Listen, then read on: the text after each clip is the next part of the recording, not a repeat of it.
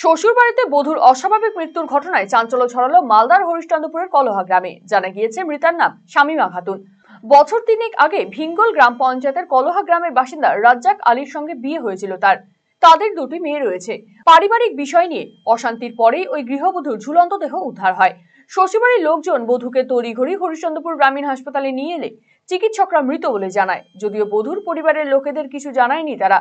স্থানীয়দের মারফত মেয়ের মৃত্যু সংবাদ পান তারা। তড়িঘড়ি হাসপাতালে এলে শ্বশুরবাড়ির কোনো সদস্যই সেখানে ছিল না।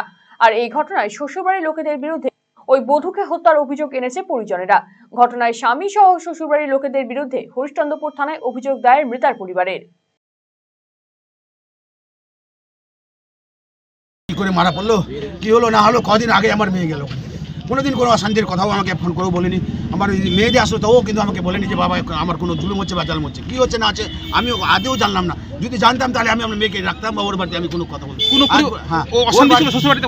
কোনো তো আমার সঙ্গে কোনো রকমের ইস্যু নেই, কোনো রকমের কোনো ত্রুটিও নেই, কোনো রকমের অসামঞ্জন্য কোথাও বলেনি আমাকে, আমিও বলিনি ওদের। সব কিছু ঠিক ছিল, কিন্তু কী হলো আমার মেয়ের কাজ আজকে সকালে কি হয়েছিল? আমি কিছু বলতে পারছি না বাপ, আমি তো খবর কতদিন আগে বিয়ে হয়েছিল আপনার মেয়ে? আমি 3-4 বছর মনে হয় অশান্তির কথা জানি, এমনি টুকিটাকি গোসা টোসা করেই করতো।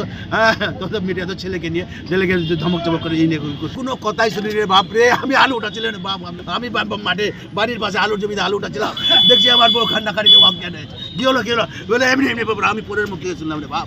আমাকে ওখান থেকে খুব ফটো করে বলেনি যে ঘটে গেল, এমনি ঘটে গেল তোমার মেয়ে। এসে এখানে যখন এসে দেখছি আমার ছেলেরা যখন এসেছে, এসে দেখছি লাস্ট ছেড়ে ওরা নাকি বলে চলে গেছে, যেটা আমি শুনলাম। আমার চলে গেছে আমার ছেলে আর আমার একটা চাচাতো ভাই, দুজনে তো মনে কি আমি কিছু বলতে পারছি না। আমার তো সুসাইড তো করছে, কিন্তু কেন করছে আমি কিছু বলতে পারছি না বাপ। তো ওরা মানে যখন মেয়েটা কখন মারা গেছে না মারা গেছে সেটা উপরবেলায় বলতে পারবে।